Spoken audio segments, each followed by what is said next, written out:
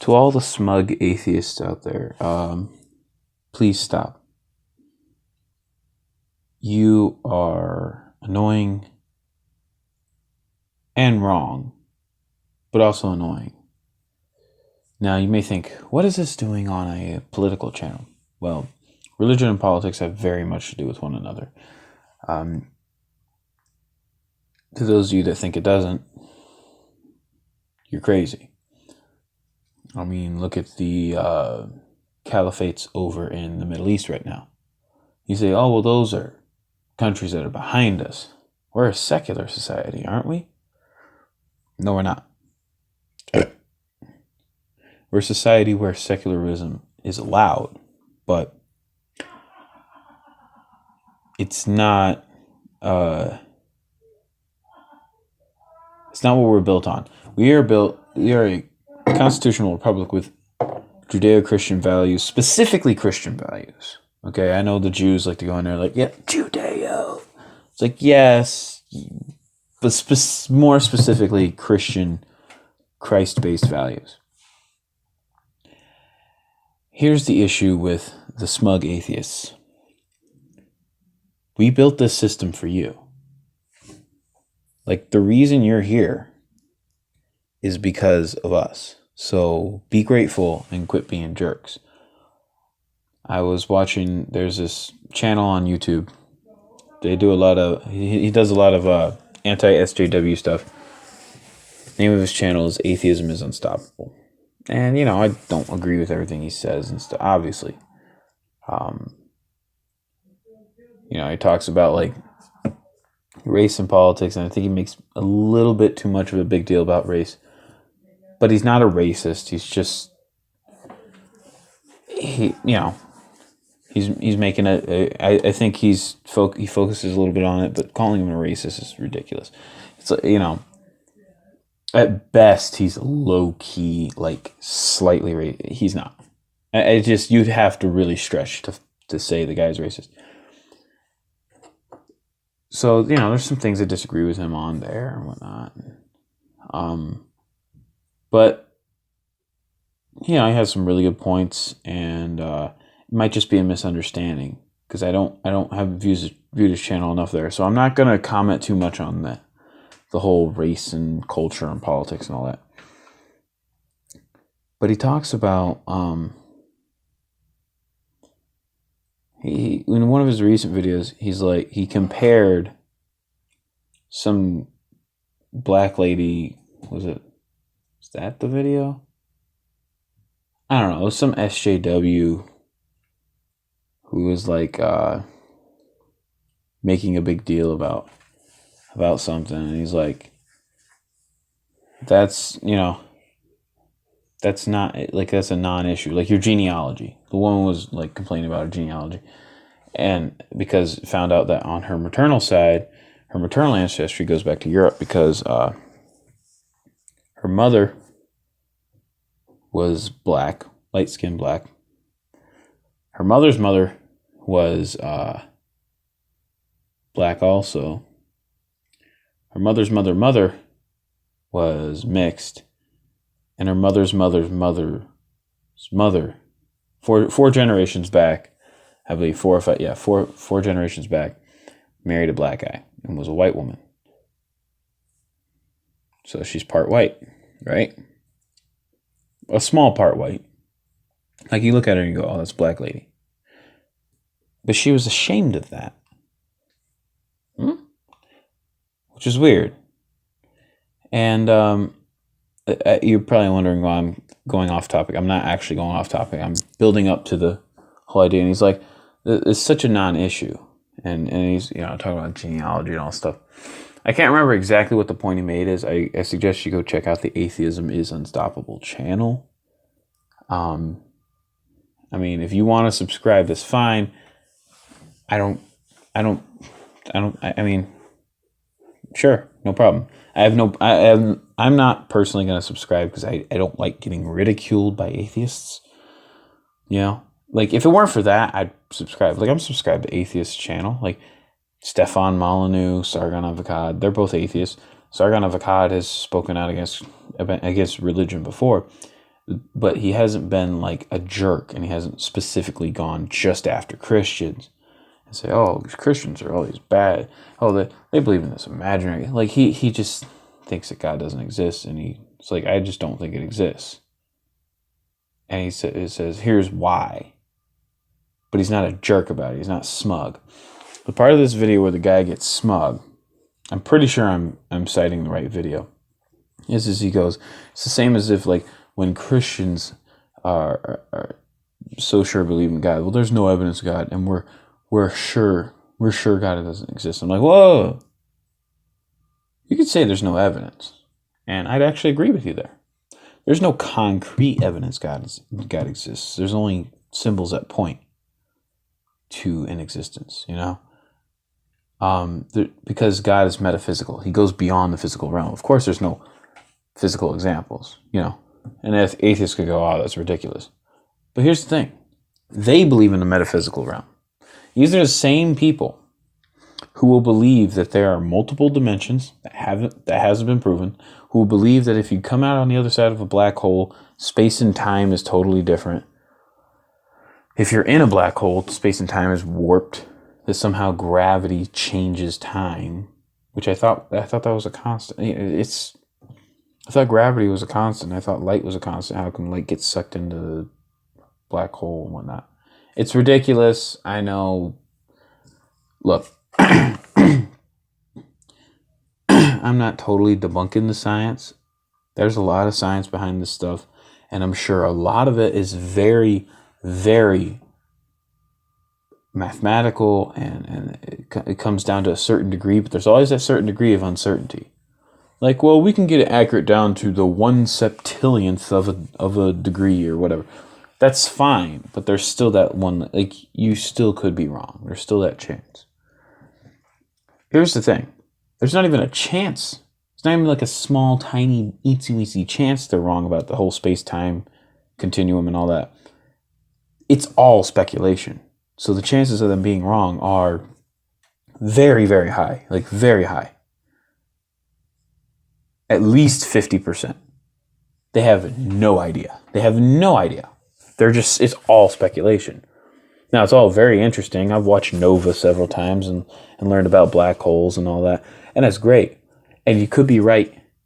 But are you? Honestly, are you? Like, how specific can you get? Like, for example, the speed of light is constant. Well, is it constant? I mean, traveling through a vacuum, maybe, but what about through our Earth's atmosphere? Like, nothing is constant. That's ridiculous. There's always some external factor. The speed of light is constant. No, that's BS. Well, gravity is constant. No, it's not. And that's fine. Nothing is 100% constant. Now, you could say it's more consistent than other forces. Well, the speed of light is 387 million miles an hour, or whatever they say it is, something like that. Maybe, maybe not. We don't know. And that's fine. I'm fine with not knowing. And I just want you to admit it. So the people who supposedly, science says God doesn't exist. No, you're making science a religion. You won't admit that there's a chance that that's wrong. Okay? Gravity, can you really definitively prove gravity? No, but you believe in it. Why? Because it's the best thing you got. And this can go further than things you can't see. Prove to me that this tub of Vaseline is just happened to be sitting here.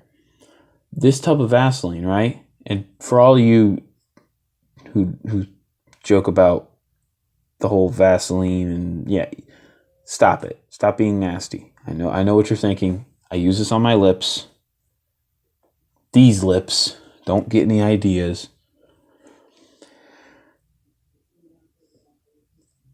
I know this exists, but prove to me it exists. Well, you're touching it. I can touch it. How do you know that's not just your perception? What if that's just an illusion? They always talk about illusions. It's funny, atheists will say, well, what if this universe is an illusion? Well, what if this is an illusion? It's funny how they start what-ifing when you ask him, well, how can you prove that God doesn't exist? Well, how can you prove that anything exists? Well, it could be an illusion. So this is an illusion?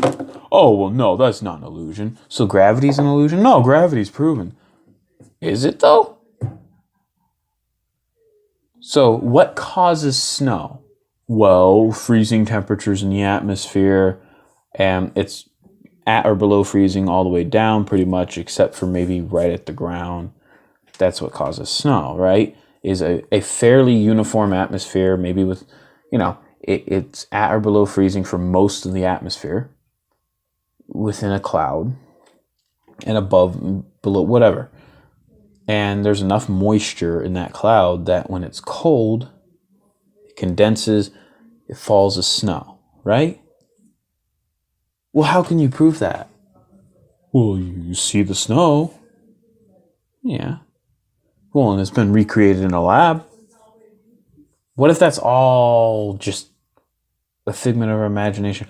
What if this is a dream? See how stupid and how arbitrary it becomes?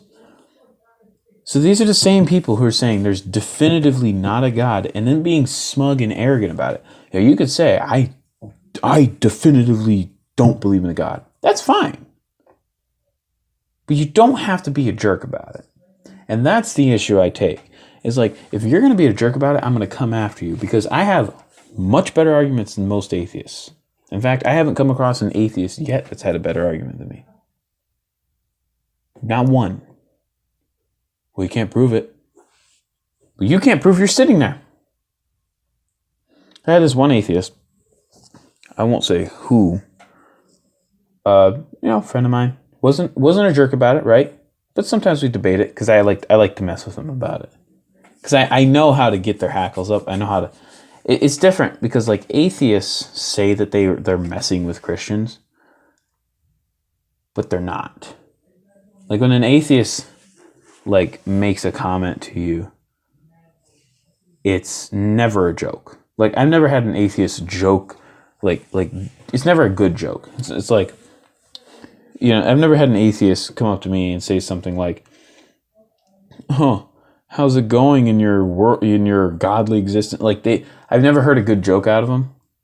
As like it's supposed to be a fun poke. Well, it's never a fun poke. It's always an insult. I don't do that.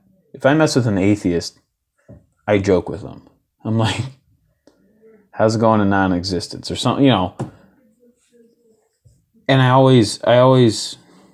I'm never a dick about it. Atheists they can't help but insult you personally. And I had this, I had a friend of mine.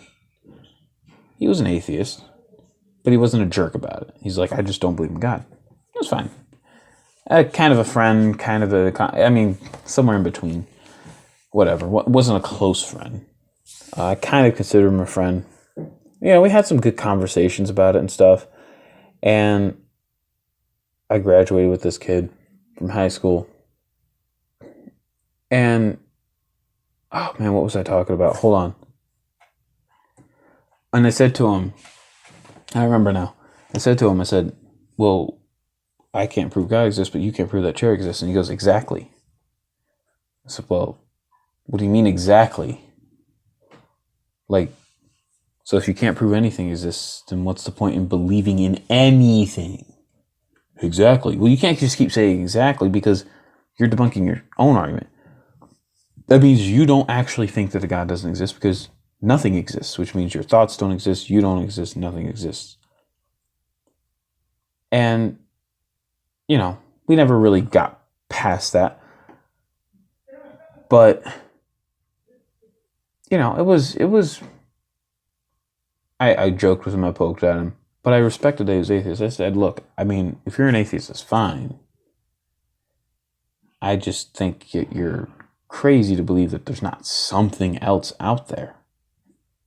That's why, and here's the thing. If you're the most devout atheist, something's out there. Because the most devout atheists are always the one that goes, "Well, what about space-time continuum?" It's like, what are you trying to replace? You're trying to replace God. You're trying to explain why we're here. You talk about the Big Bang. What'd that come from? Well, nothing. Well, seeing as how the human mind can't wrap around the concept of nothing, you have to believe in something. Anyway, I'm running out of time on my camera. I kind of got out the point I wanted to get up. But to all the smug atheists out there, I don't want you. I don't want you. If you're going to be smug and you're going to be in the comments being a jerk, don't subscribe. I don't need you. Peace.